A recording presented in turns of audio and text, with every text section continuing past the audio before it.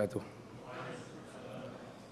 الفاتح إلى حضرة النبي محمد صلى الله عليه وسلم كافة الأنبياء والمرسلين وآل الأطهار وأصحاب الأخيار ووالدينا ووالديكم وأمواتنا وأمواتكم وأموات المسلمين الجميع بنية الفتوح والبنوح والصلاح الجسد الروح بسر الفاتحة ونية صالحة وإلى حضرة النبي محمد صلى الله عليه وسلم الفاتحة. أعوذ بالله من الشيطان الرجيم. بسم الله الرحمن الرحيم. Alhamdulillah Rabbil Alamin Ar-Rahman Ar-Rahim Maliki Yawmiddin Iyyaka na'budu wa iyyaka nasta'in Ihdinas siratal mustaqim Siratal ladzina an'amta 'alaihim ghairil maghdubi 'alaihim waladdallin. Amin. Yang dihormati ahli-ahli jawatan kuasa surau, pimpinan-pimpinan masyarakat setempat, muslimin muslimat yang dimuliakan oleh Allah Subhanahu wa taala sekalian. Alhamdulillah hamdan lirabbin khassana bi Muhammadin wa anqadhana min zulumatil jahli wad dayajiri. Alhamdulillahilladzi hadana bi'abdihi al-mukhtar man da'ana ilaihi bi'izni wa qad nadana labbaika ya man dallana wa hadana. Alhamdulillahilladzi anzala 'ala 'abdihi al-kitaba wa lam yaj'al lahu 'iwaja qayyiman liyunzira ba'san shadidan min ladunhu wa yubashshiral mu'minin alladhina ya'maluna as-salihati anna lahum ajran hasana. Allahumma anta rabbi la ilaha illa anta khalaqtani wa ana 'abduka wa ana 'ala ahdika wa wa'dika mastata'tu a'udzubika min syarri ma sana'tu. Abuhu laka bi ni'matika 'alayya wa abuhu bi dhanbin faghfir lana fa innahu la yaghfiru dzunuba illa anta. Allahumma salli wa sallim ala sayyidina Muhammadin miftahi babi rahmatillah adada ma fi 'ilmillah. Salatan wa salaman daimaini bidawami mulkillah wa ala alihi wa sahbihi adada kulli zarrah alfi marrah.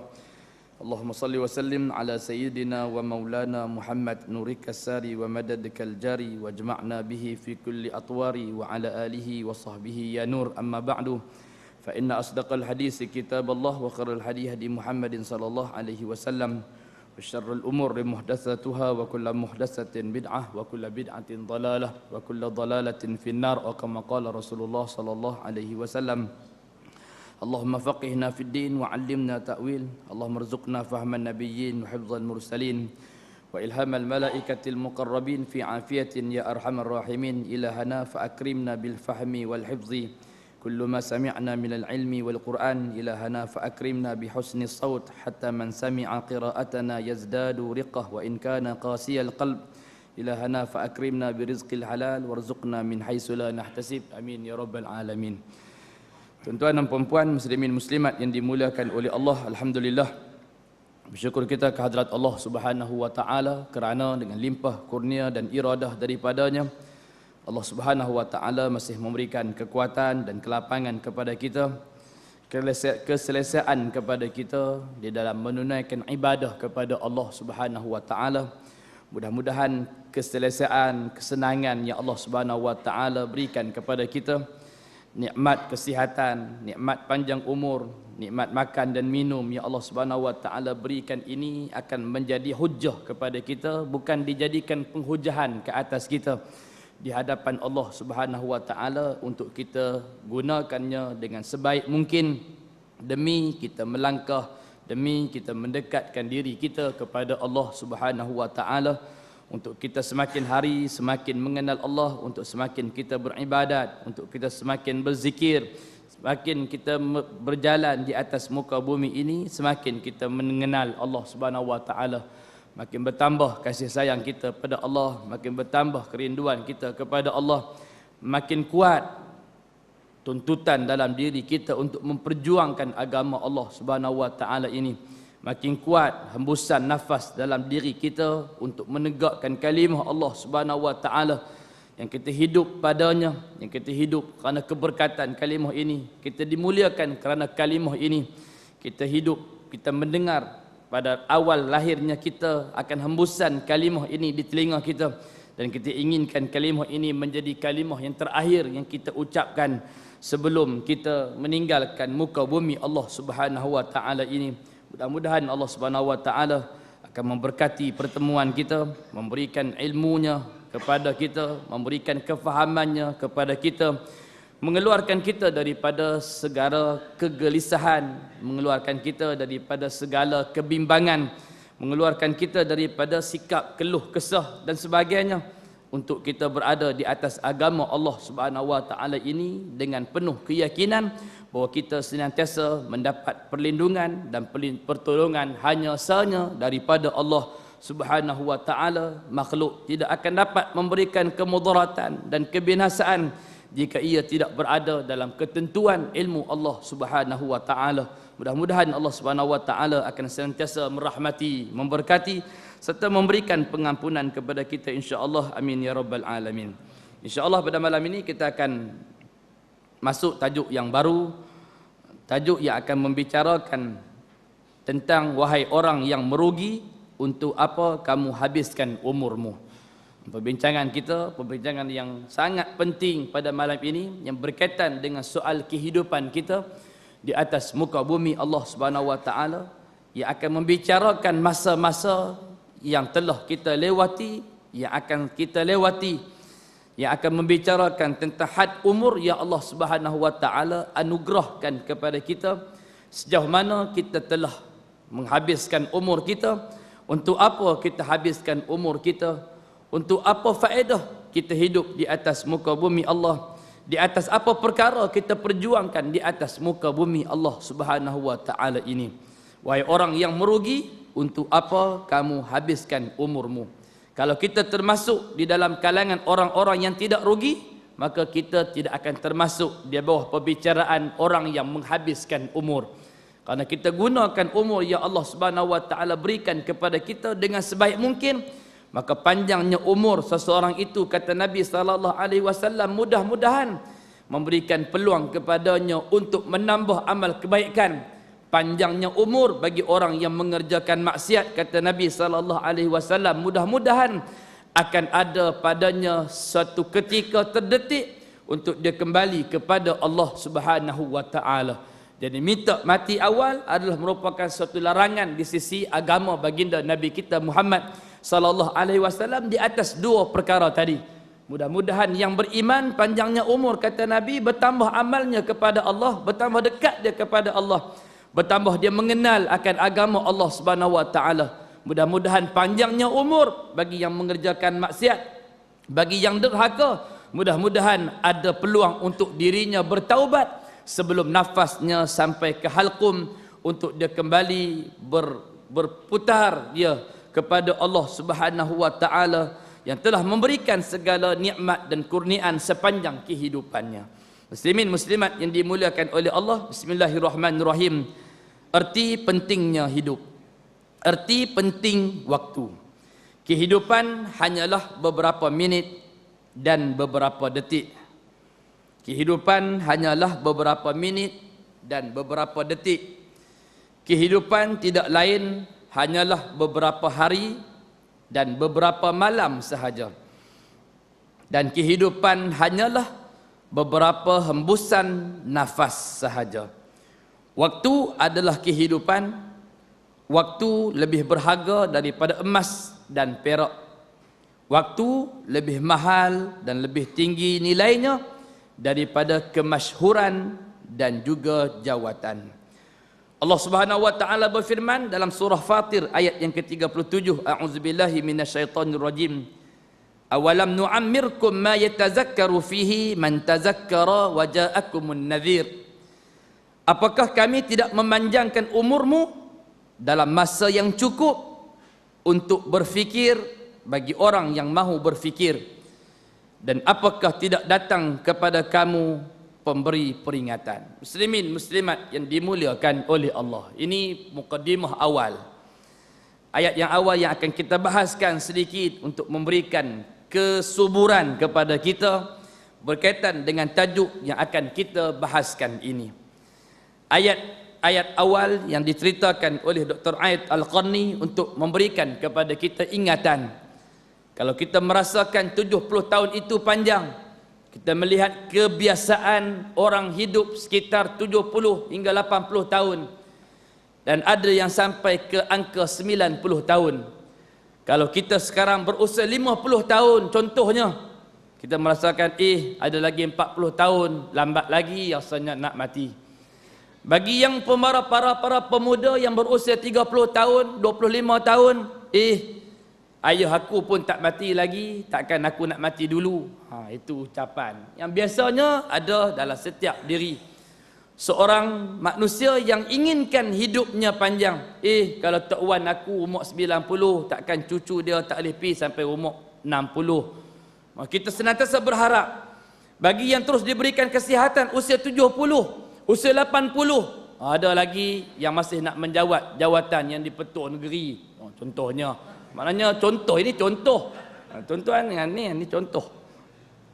Jadi dia kalau dulu kita dah disibukkan dengan jawatan ketua menteri, kita disibukkan dengan isteri yang muda dan cantik, asalnya perletakkan jawatan itu sebagai seorang muslim, asalnya kalau sudah sampai usia hampir 40 tahun, asalnya dah boleh mula bersedia untuk menghadapi sakaratul maut.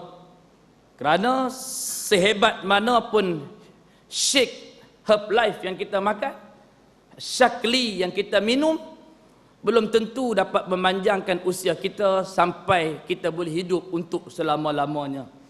Kalau kita telah menghabiskan usia 70, 80 tahun dalam keadaan belum mengenal Allah Subhanahu wa taala, belum mengenal utusan baginda Muhammad sallallahu alaihi wasallam, sehingga kita menjadi sebahagian daripada pendokong-pendokong besar untuk menganjurkan pembentangan kertas kerja Kasim Ahmad berkaitan dengan penelitian semula terhadap hadis-hadis Nabi sallallahu alaihi wasallam. Asalnya 70 tahun itu masa yang sudah kita buangkan begitu sahaja tanpa kita mengenal sosok tubuh siapa dia baginda Muhammad sallallahu alaihi wasallam. Sehingga kita boleh membuka ruang yang seluas-luasnya pada tanggal 15 dan 16 hari bulan yang lalu untuk 2 hari pembentangan kertas kerja mengutuk tentang perutusan baginda Muhammad sallallahu alaihi wasallam. Kalau kita kata Kasim Ahmad itu bodoh berkaitan dengan aliran yang dia bawa, kita nak kutuk dalam kuliah kita pada malam ini orang yang mendokong dan membuka pintu di Putrajaya untuk seminar itu lebih bodoh daripada Kasim Ahmad. Muslimin muslimat yang dimuliakan oleh Allah, inilah permulaan kehidupan kita.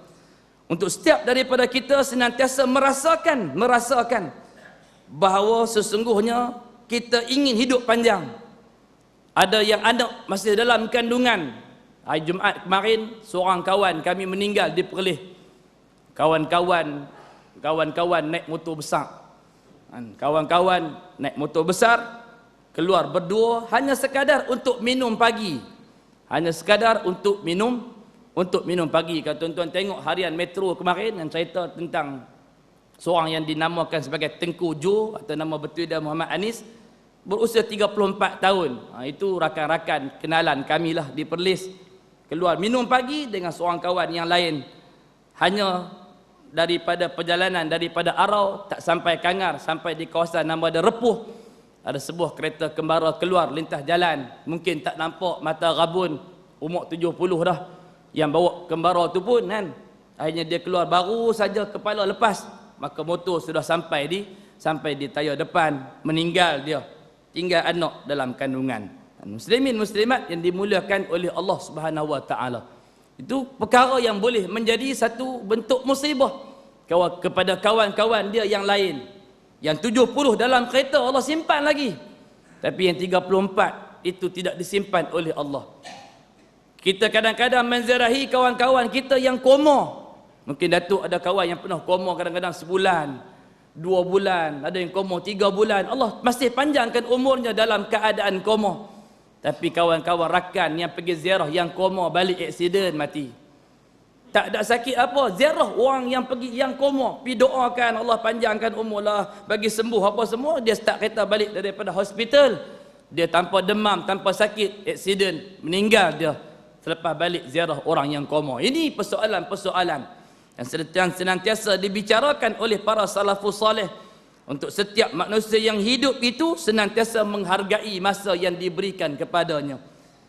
Kalau kita nak buat satu amal yang kita yakin kita nak buat pada malam ini, jangan tunggu untuk sehingga hari esok, kerana belum tentu rezeki kita sampai untuk hari esok. Macam kisah kawan kita tadi, mungkin rezekinya hanya segelas air yang dia minum sebelum keluar daripada rumah. rezeki dia untuk makan nasi kandar, rezeki dia untuk makan roti canai dan teh tarik bersama kawan rakan yang lain di kangar yang sedang menunggu kehadiran mereka. Rezeki roti canai dan nasi kandar itu tidak ada dalam takdir yang telah ditulis oleh Allah Subhanahu wa taala. Dan para ulama sepakat mengatakan habisnya umur seseorang adalah berkait rapat dengan soal rezeki. Bila rezeki itu sudah terputus, maka akan terputuslah juga umurnya di sisi Allah Subhanahu wa taala. Jika sudah terhenti apa yang diputuskan oleh Allah berkaitan dengan makan dan minumnya dan juga berkaitan dengan pernafasan tarik dan keluarnya, maka pada ketika itu juga kata para salafus saleh ianya berkaitan dengan ajal seseorang yang tidak akan dilambatkan sesaat dan tidak akan dipercepatkan walaupun sesaat. Dan kehidupan yang kita rasakan panjang 70 tahun, 80 tahun, besok kita akan sedar di alam barzah bahawa kita sesungguhnya telah menghabiskan masa puluhan tahun dalam keadaan mengerjakan kemungkaran dan juga maksiat, berada dalam keadaan kelalaian dan juga kelekaan kepada Allah, sehingga kita akan mengatakan kepada Allah Subhanahu wa taala, Rabbana farji'na na'man salihan fima taraktu. Ya Allah, ya Tuhanku, kembalilah kami ke atas muka bumi. Mudah-mudahan kami dapat kerjakan sesuatu amal saleh yang telah kami tinggalkan. Ayat ini kata para ulama tafsir berkait rapat dengan apa yang dinamakan dengan amalan orang-orang yang soleh. Ayat itu dia tak mengarah kepada orang yang tidak berbuat amal. Kerana disambung selepas perkataan salihan, disambung dengan fi ma taraktu, yang telah aku tinggalkan. Di situ seolah-olahnya menunjukkan bahawasanya orang-orang yang mengerjakan amal soleh tapi kadang-kadang culah. Bahasa polis ni panggil culah. Culah ni apa dah? Segan lah. Culah, latut. Tu pun bahasa belah darat juga. Segan malah. Hang ni segan malah. Culah, latut. Habis latut ni penghujung dunia malah lah. Dia hidup pun segan, mati pun tak mau. Lebih kurang aku tu lah. Latut, L-A-T-U-T, tulis. Kukuk nak duduk ingat. Bukan senang nak duduk keluar sekali sekala. Dia bukan selalu keluar. Kadang-kadang saja keluar. Dan dia mengarahkan kepada orang yang contohnya macam kita lah. Jaga fardu. Sunat kadang rajin, kadang segan. Duha kadang buat, kadang tinggal.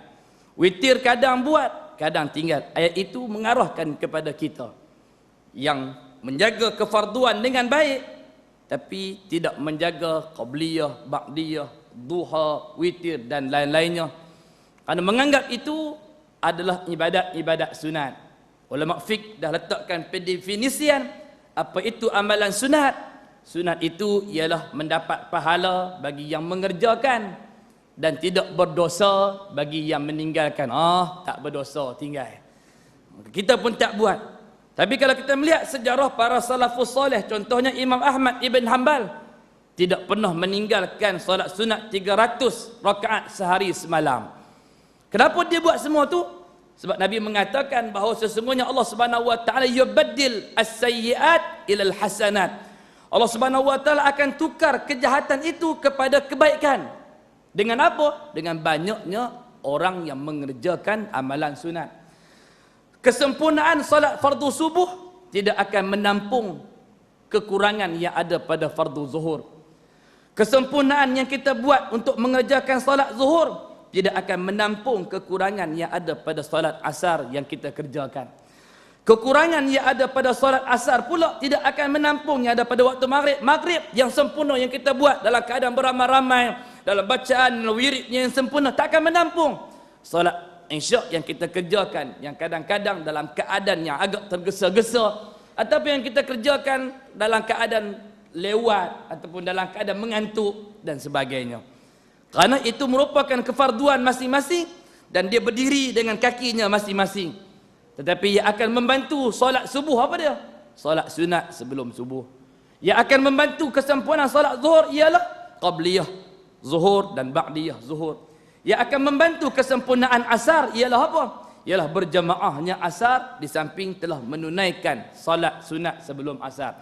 Yang akan membantu maghrib, dia akan membantu dengan kesempurnaan wuduknya, dengan pembacaannya, ba'diyah dan qabliyahnya, duduknya dalam majlis ilmu mendengar Perbicaraan agama di antara maghrib dan juga isyak ini yang akan memberikan bantuan. Ya Allah akan tukarkan kejahatan itu kepada kebaikan, ialah dengan Allah mengambil, lihat, Allah melihat kepada amalan-amalan sunat yang dikerjakan. Sebab itu seorang salafus salih daripada kalangan tabi'in yang insya-Allah nanti kita akan ketemui dalam kitab ini dibicarakan, satu orang yang sibuk berjaga malam dengan menunaikan solat, satu orang yang sibuk di siang hari dengan berpuasa, satu orang yang sibuk dengan membaca Al-Quran. Ini tiga perkara yang dia buat serentak. Sehingga kadang-kadang dia demam kerana tak tidur. Kadang-kadang dia kurus kering kerana puasa pada setiap hari berbuka dengan makanan yang tidak sempurna. Sibuk dia dengan membaca Al-Quran sehingga teman-teman dia daripada kalangan tabi'in yang lain datang memberikan nasihat untuk dia rehat. Untuk dia excuse buatlah yang fardu saja, yang sunat itu ringankan sedikit. Kemudian dia mengatakan, ketika aku sudah dicabut nyawa oleh Allah Subhanahu wa taala, ketika aku sudah berada di dalam kubur, wahai sahabat-sahabatku, siapakah yang akan mendirikan solat sunat untukku? Terdiam semua kawan-kawan dia. Ketika aku sudah berada di alam barzah, siapa lagi yang akan berpuasa sunat untukku? Tolong jawab. Tidak ada siapa yang dapat menjawab. Ketika aku berada di alam barzah, kawan-kawanku, tolong bagi tahu dekat aku, siapa yang akan membacakan Al-Quran untuk aku? Maka tidak ada siapa yang menjawab. Oleh kerana kalian tidak dapat memberikan jawapan itu kepadaku, maka kalian tidak ada hak untuk melarang aku beribadat kepada Allah Subhanahu wa taala. Itu yang kita ceritakan kepada kisah Imam Ahmad ibn Hanbal, satu orang yang dirakamkan oleh Al-Imam Az-Zahabi ketika menceritakan tentang manaqib Imam Ahmad ibn Hanbal, satu orang yang tidak pernah meninggalkan salat sunat sehari semalam sebanyak 300 rakaat. Ketika dia dipenjarakan pada kerajaan Bani Abbasiyah pada era pemerintahan Ma'mun bin Harun al-Rashid di atas pengaruh Mu'tazilah yang ada pada pemerintahan Abbasiyah pada ketika itu, di atas fitnah khalqul Quran, dia dipenjarakan di atas sebab tidak mahu mengatakan Al-Quran itu makhluk, dengan makanan yang tidak mencukupi, dengan minuman yang tidak mencukupi, dengan pukulan, sebatan, kerja berat. Para pegawai penjara masih lagi dapat mencatatkan bahawa Imam Ahmad ibn Hanbal tidak pernah meninggalkan 150 rakaat di dalam penjara. Duduk di luar selesa 300 rakaat, dalam penjara kerja berat, pukulan, sebatan, makanan, minuman tidak mencukupi, 150 rakaat. Kita tidak ada kerja berat, tidak ada sakit, tidak ada demam, tidak ada apa-apa, 1 rakaat pun tak. Fardu pun tidak, Jumaat pun tidak, apa pun tidak. Tidak ada amal kita dalam menentukan kehidupan kita kepada Allah. Kita mengambil rezeki yang datang daripada Allah, kita mengambil pemberian yang datang daripada Allah Subhanahu wa taala, tapi kita tidak bersyukur kepada Allah. Dalam hikmah yang ke-40 yang dibicarakan oleh Al-Imam Ibnu Athaillah As-Sakandari, menceritakan bahawasanya, kata Ibnu Athaillah, bahawa sesungguhnya manusia itu perlu, wajib untuk bersangka baik dia kepada Allah Subhanahu wa taala dengan melalui sifat-sifat yang baik yang ada pada Allah. Pada Allah itu, walillahil asmaul husna fad'uhu biha. Allah itu memiliki nama-nama yang baik, berdoalah dengannya. Allah itu memiliki sifat Ar-Rahman, Ar-Rahim, Al-Karim, Al-Qayyum, Al-Hayyu, Al-Qayyum. Allah itu memiliki sifat yang mengatur kehidupan. Allah memiliki sifat yang memberi. Allah itu memiliki sifat Ar-Rauf, Ar-Rahim, dan segala sifat-sifat yang baik ada pada zat Allah Subhanahu wa taala. Sepatutnya, kata Ibnu Athaillah, kamu sudah dapat bersangka baik kepada Allah dengan segala sifat-sifat yang baik yang ada pada Allah. Namun jika kalian tidak mampu untuk bersangka baik kepada Allah dengan sifat-sifat yang baik yang ada pada zat Allah Subhanahu wa taala, hendaklah kalian bersangka baik kepada Allah dengan setiap pemberian dan kurniaan yang telah Allah Subhanahu wa taala beri dan kurniakan kepada kalian. Bukankah Allah Subhanahu wa taala itu, kata Ibnu Athaillah, senantiasa memberi dan Allah itu senantiasa mengurniakan. Kalian makan daripada makanan Allah, kalian minum daripada minuman yang diberikan oleh Allah. Allah Subhanahu wa taala sediakan alam ini untuk menjadi permaidani kepada kalian, untuk Allah Subhanahu wa taala menyambut kedatangan kalian di atas muka bumi Allah Subhanahu wa taala ini. Sebelum kalian lahir, apa sahaja keperluan, apa juga hajat kalian daripada sumber makan dan minum, kata Dr. Said Ramadan Al-Buti, telah disiapkan oleh Allah. Kambing-kambing sudah mula membesar, kambing-kambing dan lembu telah dihiasi dengan susu, sehingga kamu lahir sahaja. Bila kamu ingin makan susu, jika ibu kamu tidak ada susu, maka sudah ada susu lembu yang sudah diproses untuk kamu minum. Sudah ada air tawar yang sudah disediakan untuk kamu. Allah Subhanahu wa taala telah alirkan daripada gunung ganang, keluarkan daripada tanah dan sebagainya, segala bentuk galian untuk menyambut kedatangan seorang manusia di atas muka bumi Allah Subhanahu wa taala. Jika manusia merasakan bahawa ketika dia hadir, ketika dia datang, tidak ada orang yang menyambutnya dengan permaidani merah, tapi kata Dr. Said Ramadan Al-Buti, ketahuilah Allah Subhanahu wa taala telah pun menghamparkan permaidani merah untuk kalian, dalam keadaan kalian sedar ataupun kalian tidak sedar, dalam keadaan ikan yang terus dikembangbiakkan oleh Allah. Masa mana pun nelayan yang datang, yang turun ke laut, sama ada musim tengkujuh ataupun musim tengkujuh, sama ada ketika ikan harga sekilo RM6 ataupun ikan sekilo RM22, itu tak jadi masalah. Ikan tetap ada di laut tanpa sebarang cas daripada Allah Subhanahu wa taala. Namun yang menyedihkan, kata Dr. Said Ramadan Al-Buti, kenapa tiba-tiba pemberian Allah Subhanahu wa taala kalian ambil, kurniaan Allah Subhanahu wa taala kalian ambil, akan tetapi ketika dibacakan akan ayat-ayat Allah Subhanahu wa taala kepada kalian, tiba-tiba kalian mengungkam, kalian jadi geram sorang-sorang, mendiamkan diri dalam keadaan memusuhi ayat-ayat Allah Subhanahu wa taala. Kalian mengungkam, bercakap di belakang tabir, kenapa begini dan kenapa begini. Datang cerdik pandai yang lain pula, cuba mentakwil, cuba meletakkan sesuatu benda yang tidak seolah-olahnya menjadi kewajipan kepada seseorang mukmin untuk menjalankan ataupun melaksanakan segala tuntutan-tuntutan yang datang daripada Allah. Sedangkan Allah Subhanahu wa taala telah pun berfirman bahawa kalimah-kalimah yang kami pilih untuk kami turunkan adalah merupakan kalimah-kalimah yang paling benar. Namun yang paling benar itulah, kata para ulama tafsir, sering ditolak, sering dicerca, sering ditakwil-takwilkan, agar ayat itu seolah-olah tidak kena kepada batang hidung mereka, seolah-olah mereka cuba untuk alihkan setiap perbicaraan ayat-ayat Allah Subhanahu wa taala kepada batang hidung lembu dan juga batang hidung kambing.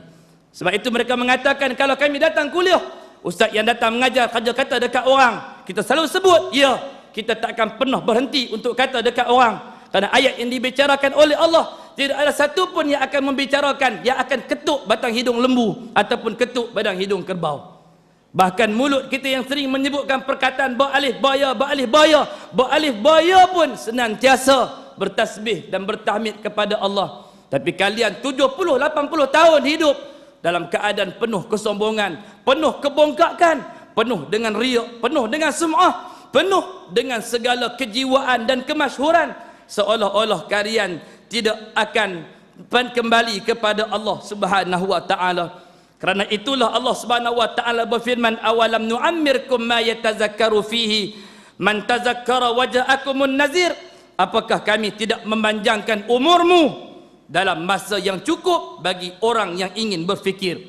Kalau yang dipertua baru itu berfikir tentang siapa dia di hadapan Allah Subhanahu wa taala, sudah tentu dia akan minta untuk dia mengasingkan diri, untuk dia menyediakan peluang bagi dirinya beribadat kepada Allah, sebagaimana peluang yang disediakan kepada Al-A'mash rahimahumullah, salah seorang daripada rijal hadis yang terkenal, yang memiliki jalur daripada Bukhari, Muslim dan lain-lainnya, yang ketika mana isteri dan anak-anaknya menangis, ketika mana Al-A'mash berada dalam keadaan sakaratul maut, apa kata Al-A'mash kepada mereka, wahai isteri, wahai anak-anakku, sama ada kalian menangis ataupun kalian tidak menangis, hal itu adalah sama sahaja bagi diriku, kerana sesungguhnya aku telah pun membuat persiapan untuk aku menemui sakaratul maut ini, dengan aku telah membebankan pada diriku untuk aku tidak pernah meninggalkan takbiratul ihram di belakang imam selama 60 tahun.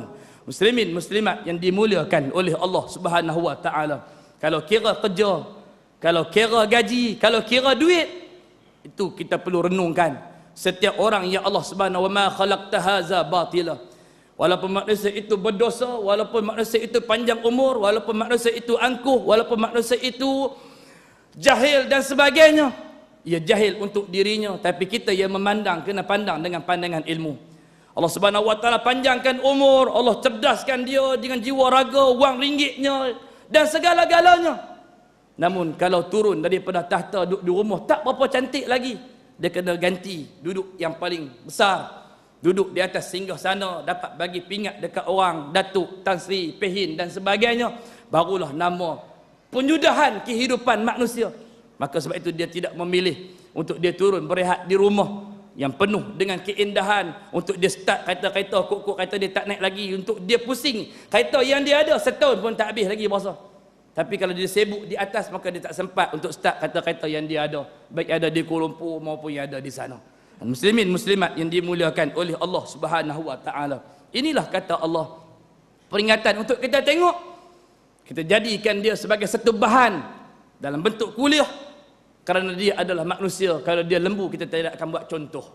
Sebab dia manusia, muslim, beriman, nama-nama yang baik, maka kita jadikan dia sebagai contoh untuk tidak jadi kepada kita, untuk tak kena kepada kita, untuk kita tidak sampai kepada tahap tu, untuk kita mengejar dunia yang telah disediakan oleh Allah Subhanahu wa taala.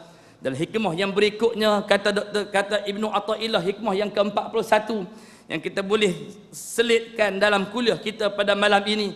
Kata Ibnu Athaillah As-Sakandari bahawa sesungguhnya menjadi satu perkara yang sangat mengajaibkan dan sangat menganehkan aku, kata Ibnu Athaillah, apabila aku melihat ada manusia-manusia yang lari daripada sesuatu yang dia perlukan, sedangkan dia tidak dapat lari daripada perkara itu, dan mereka menuju kecenderungan mereka, harapan mereka, sandaran mereka kepada sesuatu yang pasti akan binasa. Pada ketika terjadinya hal itu, kata Ibnu Athaillah, yang buta bukanlah mata yang ada pada kepala mereka, walakin ta'mal qulubul lati fis sudur, akan tetapi yang buta pada ketika itu adalah mata hati di dalam diri mereka. Muslimin muslimat yang dimuliakan oleh Allah, manusia itu lari daripada apa yang dia perlukan. Maksudnya ialah manusia itu lari daripada pertolongan Allah, manusia itu lari daripada perlindungan Allah, manusia itu lari daripada rahmat Allah, lari daripada keberkatan Allah, lari daripada pengampunan di sisi Allah. Sedangkan mereka tidak mampu lari daripada Allah. Sejauh mana pun mereka lari, sejauh mana pun mereka tidak mempedulikan Allah, Allah itu senantiasa bersama dengan mereka. Wa huwa ma'akum aynama kuntum, kata Allah, sesungguhnya kami ini senantiasa dengan kamu di mana sahaja kamu berada. Cara Allah Subhanahu wa taala bersama dengan kita, kita tak tahu, sebab Allah itu laisa kamitslihi syai'un, Allah itu tidak sama seperti makhluk-makhluk yang diciptakan, tetapi beliau Allah itu bersifat dengan wa huwas samiul basir, Allah itu maha melihat, Allah itu maha mendengar.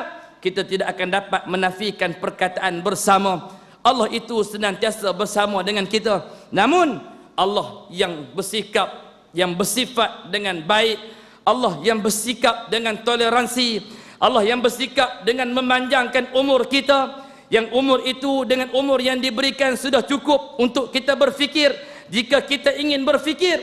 Dan Allah Subhanahu wa taala juga tidak terlalu zalim untuk Allah itu tidak mengutuskan kepada kita seorang rasul. Allah itu tidak terlalu zalim, Allah itu tidak terlalu kasar untuk tidak mengutuskan kepada kita yang sang pemberi peringatan. Ada sahaja majlis-majlis ilmu di sekitar kita, ada sahaja di corong-corong radio, di TV-TV yang disediakan kepada kita peluang-peluang untuk kita mendapat peringatan, untuk kita mendapat nasihat, untuk menunjukkan Allah itu masih lagi bersikap dengan Maha Pemurah. Tetapi kita sahaja yang senantiasa menidakkan apa yang diberikan oleh Allah. Maka bila berlaku hal yang demikian, maka mereka mula cenderung, mereka mula meletakkan sandaran, mereka mula meletakkan harapan yang menggunung tinggi hanya kepada sesuatu selain daripada Allah. Maka bila terjadi hal itu, kata Ibnu Athaillah, ingatlah bahawa sesungguhnya mereka itu berada dalam keadaan buta, walaupun mereka masih melihat di muka bumi. Tetapi yang buta ketika itu, Ibnu Athaillah menukilkan sebahagian daripada ayat Allah dalam Al-Quran. la ta'mal qulubul lati fis sudur, tetapi yang buta itu bukan buta pada mata kepala mereka, akan tetapi mereka buta pada mata hati mereka, sehingga mereka tidak dapat melihat bahawa sesungguhnya kecenderungan yang terbaik adalah kecenderungan kepada Allah, sandaran yang terbaik adalah sandaran kepada Allah, harapan yang terbaik adalah harapan kepada Allah. Karena Allah Subhanahu wa taala berfirman dalam suratul Rahman, wa yabqa wajhu rabbika dzul jalali wal ikram, yang kekal abadi, yang tidak akan musnah, yang tidak akan binasa, hanyalah wajah Allah Subhanahu wa taala. Isyarat wajah yang memberikan maksud zat Allah Subhanahu wa taala secara keseluruhannya. Zat itu sahaja yang tidak kekal. Jika kita sandarkan, jika kita harapkan, jika kita cenderungkan kepada pangkat dan juga kedudukan, kepada kemasyhuran, kepada harta benda, kepada rumah tangga, kenderaan mewah dan sebagainya, kepada tamadun yang kita bina, maka ingatlah sesungguhnya Allah itu telah berfirman, wa yabqa wajhu rabbika dzul jalali wal ikram, yang kekal hanya sahaja Allah Subhanahu wa taala. Selain yang dinamakan selain daripada Allah, kullu ma siwallah, semuanya akan binasa. Muslimin muslimat yang dimuliakan oleh Allah, inilah yang dikatakan dengan peringatan, inilah yang dikatakan dengan hadnya umur yang Allah Subhanahu wa taala berikan kepada kita. Jika had itu telah ditakdirkan, had itu had umur kita, maka Allah Subhanahu wa taala telah pun mengetahui bahawa had umur itu sebenarnya sudah cukup jika kita berfikir. Sepanjang kita menjadi seorang mukallaf, maka sudah tentu kita akan mendapat jawapan siapakah yang patut kita letakkan di hadapan, apakah yang patut kita utamakan. Maka sudah tentu yang patut diutamakan adalah agama Allah, yang perlu diutamakan adalah penuntutan kalimah-kalimah Allah, yang lebih utama sudah tentulah pendirian kepada ayat-ayat Allah Subhanahu wa taala, yang lebih utama tentulah pujian-pujaan kepada baginda Nabi kita Muhammad sallallahu alaihi wasallam, yang lebih utama sudah tentulah kepada pengamalan sunnah kepada umat yang perlu dijaga dengan baik. Sebab itu kita melihat bahawa sesungguhnya dalam penceritaan manaqib bagi Al-Imam Asy-Syafi'i, pernah diceritakan bahawa sesungguhnya Al-Imam Asy-Syafi'i adalah satu orang yang pernah dilantik menjadi wali kota Najran, yang memimpin Bani Saqif, yang merupakan di antara kelompok-kelompok manusia yang paling kuat bagi makan rasuah. Ini berlaku selepas bila? Selepas Al-Imam Asy-Syafi'i sudah pun menggantikan tempat Imam Malik di Madinah menjadi seorang guru hadis yang terkenal. Tetapi setelah lama maka dia memulakan penghijrahan daripada Madinah menuju ke kota Yaman. Sampai di kota Yaman, kemasyhurannya itu dibawa, kecerdikannya, kepintaran yang ada kepada Al-Imam Asy-Syafi'i, sehingga kerajaan Harun Ar-Rasyid pada ketika itu, ini penghujung era pemerintahan Ahlus-Sunnah. Kan lepas tu dia naik zaman anak dia Al-Ma'mun bin Ar-Rasyid sampai zaman Al-Mu'tasim 15 tahun, itu semua zaman Mu'tazilah. Nanti di penghujung tu dia naik 1-2 orang lagi, kemudian akan digulingkan oleh kerajaan Turki Utsmaniyah. Era yang ketiga dalam khalifah Islam. Maka dihantar rombongan-rombongan untuk melantik dia menjadi wali kota Najran. Maka sebagaimana apa yang pernah dilakukan kata Al-Imam Asy-Syafi'i kepada wali-wali kota sebelumnya, maka hal itu juga datang kepadaku. Mereka menawarkan wang ringgit, mereka menawarkan kenderaan, mereka menawarkan rumah yang mewah dan sebagainya. Namun kerana satu orang yang lantik jadi wali kota ni juga merupakan seorang awliya illah, satu orang kekasih Allah, alim dalam fiqh, alim dalam mazhab, alim dalam ilmu hadis, alim dalam Quran, maka dia menolak semua apa yang datang kepadanya. Sehingga pada ketika itu juga tercetus satu fenomena dakwah Syiah yang sangat kuat. Dan Al-Imam Asy-Syafi'i ini juga mungkin sebahagian dia macam kita juga, yang minat kepada qasidah, yang minat kepada burdah, yang minat kepada maulid dan sebagainya, sehingga hari ini dengan lambakan banjiran para habaib yang datang ke Malaysia untuk buat maulid, untuk buat malam cinta Rasul dan sebagainya, kadang-kadang dijadikan sebagai hujah oleh pihak tertentu yang tidak sukakan hal ini dengan mengatakan ini adalah bibit-bibit bunga-bunga Syiah. Maka Jais, maka Jawi, Jakim perlu main peranan, perlu tangani benda ni, kerana ini semua bunga-bunga Syiah. Jadi Imam Syafi'i ni, dia kalau tuan-tuan tengok, dia ada dewan Al-Imam Asy-Syafi'i tebal. Dewan itu menceritakan tentang himpunan kata-kata pujangga kata-kata syair Al-Imam Asy-Syafi'i berkaitan dengan madah dan pujian dia kepada baginda sallallahu alaihi wasallam, sehingga dijadikan itu sebagai isu untuk dihantarkan kepada Harun Ar-Rasyid bahawa sesungguhnya Al-Imam Asy-Syafi'i ini satu orang yang lidahnya lebih tajam daripada mata pedang.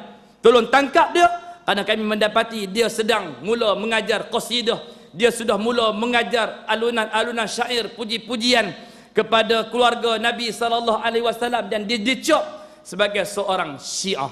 Maka akhirnya Harun Ar-Rasyid terpaksa mengambil tindakan dengan menghantar skuad khas UTK untuk tangkap Al-Imam Asy-Syafi'i dan angkatan dia dan dibuang daerah. Maka berjayalah penduduk Najran untuk menaikkan kembali pemimpin yang suka makan rasuah, kerana pemimpin itu akan ikut segala tunjuk ajar yang mereka inginkan.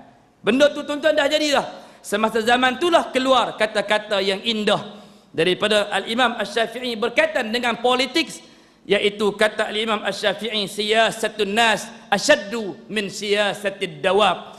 Sesungguhnya menguruskan kehidupan manusia lebih teruk daripada menguruskan kehidupan binatang. Ini ucapan. Kalau orang dengar kuliah ni, tengok tu mengajak apa kata ke orang binatang ni. Ni hak kita duk cerita daripada awal, dia tak dengar, duduk tu dekat batas mana-mana, tu dia binatang kata ke orang, awak dia tu apa? Hebat sangat, bagus sangat kah? Tu dia. Ini gambaran tuan-tuan yang berlaku. Apa yang berlaku pada hari ini? Itulah yang berlaku. Waktu itulah saya dari kampung, saya dalam kuliah Isnin malam, saya tutup mic luar. Siapa yang nak jadi munafik, nak mengendap ke apa, kena main dalam. Kena buh kepiah, buh tongkok tinggi ke, pakai kain plekat ke apa, kena duduk dalam. Duduk luar tak dengar. Ramai orang duduk bisnes, ustaz bukalah di luar, ada yang geng nak jaga motor lah apa kan. Dah, nak buka motor kan, nak jaga motor kan, apa punya pasal lah. Duduk atas batas benda, duduk dengar. Apa dia? Hot point yang kita ambil, bagaimana ayat itu contoh boleh sampai ke situ, tak nak ambil. Yang dia ambil tu menatang. Ni kata ke orang ni semua kata ke orang. Habis. Lalu kita tutup mic luar, duduk dalam. Siapa tak berani main mengendap? Sebab dia memang tak pernah main masjid. Tak pernah main majlis ilmu. Kalau main tu orang tahu, ni sahih munafik. Kecuali kalau dia main betul-betul berubah, dia akan main salam dengan Tok Guru lah. Ustaz, saya begini. Kalau main duduk belakang dinding, tepi-tepi talam tu, semua tu mengarut belakang. Muslimin muslimat yang dimuliakan oleh Allah Subhanahu Wa Taala. Begitulah ucapan yang diucapkan oleh Al-Imam Asy-Syafi'i yang menceritakan tentang susahnya menguruskan kehidupan manusia, yang manusia itu senantiasa inginkan sesuatu yang dia inginkan walaupun terpaksa berhadapan dengan sesuatu kemurkaan daripada Allah Subhanahu Wa Taala.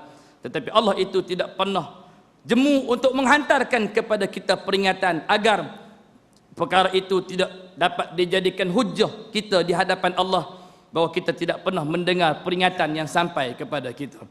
Allah Subhanahu Wa Taala juga berfirman dalam surah Al-Mu'minun ayat 115 hingga 116.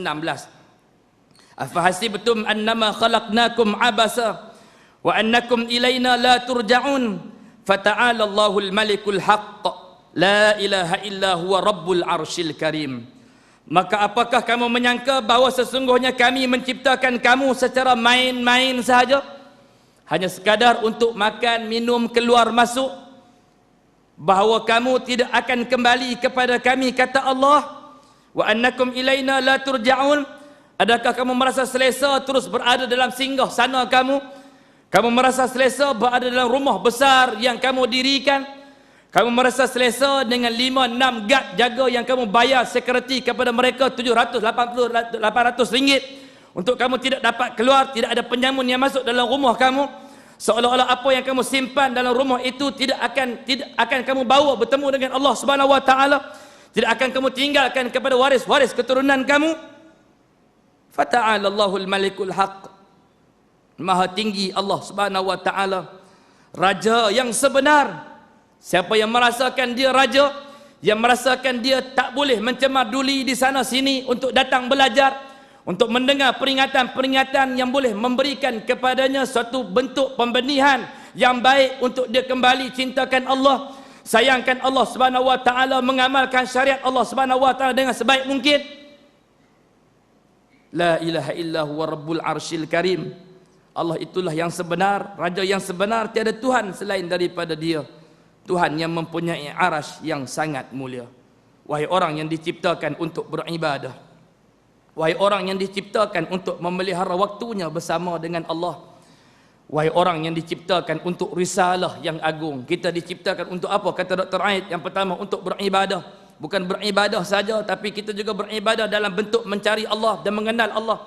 Dan kita juga diciptakan untuk risalah yang agung, yakni Islam, untuk memperkembangkan agama Allah, untuk memperkembangkan syariat baginda Nabi kita Muhammad sallallahu alaihi wasallam. Itu sebelah zaman Zulview. Dulu, sekarang agak okey. Ketika mana kehadiran pelajar-pelajar tahfiz mendendangkan bacaan Quran, menghafal di pagi hari, dia duduk atas bukit, dia rasa dia ada privacy. Sebut tak pun nak kena privacy. Bila datang budak-budak ni pukul 4 pagi dah bangun dengan baca auratnya, dengan menghafal Qurannya, ada bising, tak selesa. Dulunya ada 3 orang jiran itu semua komplain. Siap buat surat kepada Jawi, surat kepada Jais untuk ambil tindakan ni macam mana tiba-tiba rumah persendirian boleh dijadikan maaf tahfiz dan sebagainya. Ini tidak berdaftar lah semua. Padahal di bawah tu ada pusat ajaran agama Sikh. Datuk tak pernah dapat komplain. Mereka pun yang ada syarif korang. Tak pernah komplain. Sebab apa? Sebab Malaysia ini budayanya diajar tidak boleh komplain untuk agama lain. Itu sensitivity agama. Komplain untuk agama Hindu, komplain untuk agama Sikh yang bising, komplain tai pusam berjalan di jalan, pecah nyok atau jalan, ini privacy. Sembelih lembu dalam sekolah, agama lain komplain, Islam tak apa. Itu hak mereka sebagai orang yang ada agama masing-masing. Itu yang diajar kita. Tapi Islam, komplain Islam tak apa. Itu tak privacy. Itu tidak ada kaitan dengan sensitivity agama. Tak ada kaitan. Buatlah apa nak buat, nak caci. Sampai Kasih Ahmad tu boleh keluar perbicaraan. Siapa yang mengucap kalimah asyhadu an la ilaha illallah wa asyhadu anna Muhammadar Rasulullah, syirik. Kerana dia telah meletakkan kalimah, dia telah mendewa-dewakan Nabi Muhammad. Kerana Nabi itu manusia macam dengan kita. Tidak ada kelebihan. Bagaimana insan macam kita yang ada batuk demam, yang ada rabun mata, yang kadang-kadang ada gout, ada kencing manis, ada buah pinggang, tiba-tiba boleh jadi utusan Tuhan. Ini tak masuk akal. Tak apa, cakaplah. Sebab agama dengan agama yang sama. Itu tidak ada sensitivity agama. Untuk agama lain, tak boleh. Kena hormat agama lain. Itu didikan kita. 56 tahun merdeka duk bingung ni. Muslimin, muslimat yang dimuliakan oleh Allah. Kalau tak kata macam tu, tak arti. Dalam duk kata pun tak arti. Tengok Zaid. Mana pergi ni? Encik Bahrum ada? Haji Bahrum ada? Angkat tangan. Dalam duk kata pun tak arti. Tak kata lagi tak arti kan. Yang diciptakan, kita diciptakan bukan sekadar beribadah, tapi diciptakan untuk mencari dan mengenal Allah dan membesarkan Allah. Sehingga bila lautan kebesaran Allah itu ada dan menusuk dalam hati kita, maka akan keluarlah semua kebesaran makhluk. Dan pada ketika itulah kita akan dapat apa yang dinamakan dengan penyaksian kepada Allah. Musyahadatu lillah, penyaksian kepada Allah. Pada ketika itulah, pada setiap tatapan mata kita, di mana penghujung mata kita menatap, di situ wujudnya Allah, di situ adanya kurniaan Allah, di situ adanya pemberian Allah. Selagi mana kita tidak dapat memasukkan kebesaran Allah dan mengeluarkan kebesaran makhluk, maka selagi itulah tatapan mata kita. Pokok bunga yang kita tatap, kenderaan yang kita tatap, rumah besar yang kita tatap, gunung ganang tinggi yang kita tatap, air putih yang kita minum tidak akan dapat memberikan kesuburan, musyahadah, penyaksian jiwa kepada Allah Subhanahu wa ta'ala. Selagi itulah kita tidak akan pernah sampai kepada makam yang ketiga, rukun yang ketiga di dalam agama, iaitu rukun ihsan. An ta'budallaha ka'annaka tarahu fa in lam takun tarahu fa innahu yaraka. Beribadatlah kepada Allah seolah-olah kamu telah melihat Allah Subhanahu wa taala. Dan jika kamu tidak mampu melihat Allah, kamu perlu yakin, kamu perlu rasai, macam kata Ibnu Athaillah tadi, bukankah Allah Subhanahu wa taala itu senantiasa memberi? Bukankah Allah Subhanahu wa taala itu senantiasa pun mengurniakannya kepada kita? Kenapa kita butakan mata hati kita? Kenapa kita pekakkan telinga kita? Summun bukmun umyum fahum la ya'qilun. Mereka dibutakan maka mereka dipekakkan telinga, dan akhirnya mereka menjadi seolah-olah la ya'qilun, seolah-olah manusia yang tidak berakal kerana butanya mata hati di dalam diri mereka. Apakah kamu menghitung diri kamu dalam menggunakan waktumu, dalam menggunakan hari-harimu, dalam menggunakan malam-malammu, dan apakah kamu mengetahui ke mana minit dan detikmu menghilang? Rasulullah sallallahu alaihi wasallam bersabda, "Iqtanim khamsan qabla khamsin." Dan sebuah hadis yang sangat masyhur yang kita selalu dengar. "Iqtanim syababaka qabla haramik, wa hayatika qabla mautik, wa faraghaka qabla syughlik, wa sihhatika qabla saqamik, wa ghinaka qabla faqrik." Gunakanlah 5 perkara sebelum datang 5 perkara. Gunakanlah masa mudamu sebelum datang masa tuamu. Gunakanlah masa hidupmu sebelum datang kematianmu. Gunakanlah masa luangmu sebelum datang masa sibukmu. Gunakanlah masa sihatmu sebelum datang masa sakitmu. Dan masa kayamu sebelum masa miskinmu. Ini masa yang perlu kita jaga dengan baik. Dalam riwayat yang lain kata Nabi SAW, sesungguhnya manusia itu selalu lupa akan 2 nikmat. Ni'matani maghbubatani indan nas, kata Nabi. Dalam hadis ini Nabi mengatakan bahawa sesungguhnya ada 2 nikmat yang selalu manusia itu lupa padanya. An-ni'matu ni'matus sihhatu wal firaq. Nikmat sihat dan juga nikmat masa lapang. Kalau tadi disebutkan 5, muda sebelum tua, hidup sebelum mati, masa lapang sebelum sibuk, sihat sebelum datang sakit. Dalam hadis yang lain Nabi buang 3 tu, Nabi ambil 2 saja.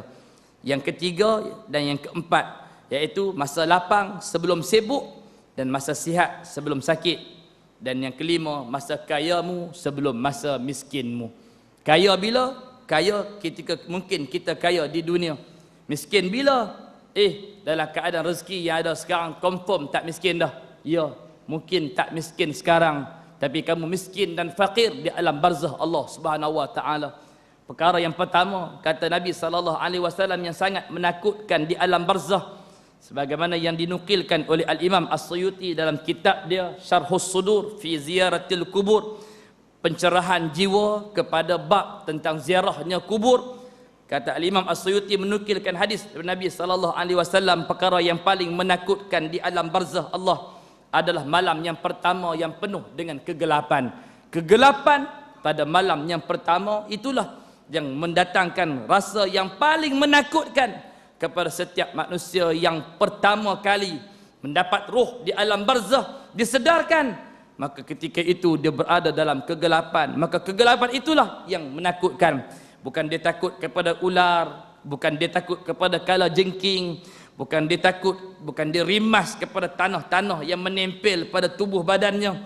Tetapi yang menakutkan dia, kata Nabi SAW, adalah kegelapan di alam barzah. Maka tunaikanlah solat-solat di penghujung malam. Tunaikanlah solat-solat di keheningan malam, kata Nabi SAW, kerana 2 rakaat di penghujung malam itu mungkin dapat memberikan ketenangan, dapat memberikan kecerahan di alam barzahmu, dapat memimpinmu dengan sebaik mungkin. Tetapi yang paling penting dalam hadis yang lain, kata Nabi, semoga kita menjadi tetamu di alam barzah dan bukan menjadi makanan di alam barzah. Kerana ada suara-suara yang datang di alam barzah, kata Nabi SAW.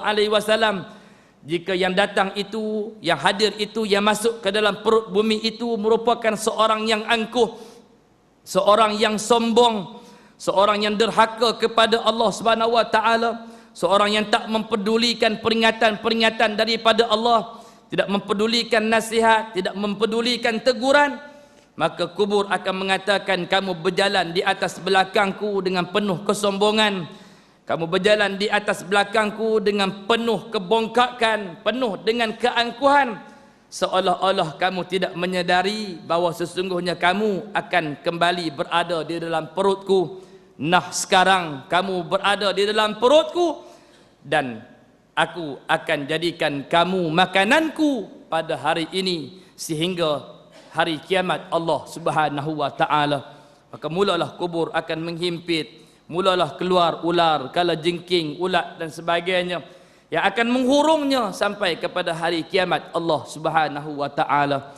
Namun jika dia orang yang beriman, orang yang senantiasa mengikuti telunjuk daripada Allah, senantiasa mengambil peringatan daripada ayat-ayat Allah, mengambil peringatan daripada hadis-hadis Nabi sallallahu alaihi wasallam, senantiasa mengendahkan kepada teguran dan nasihat yang diberikan, berjalan di atas muka bumi dengan penuh kerendahan, dengan kewarakan, dengan ketawadukan, maka alam barzah akan mengatakan, kamu sopan di atas belakangku, kamu berjalan di atas belakangku dengan penuh keyakinan bahawa suatu masa kamu akan berada dalam perutku.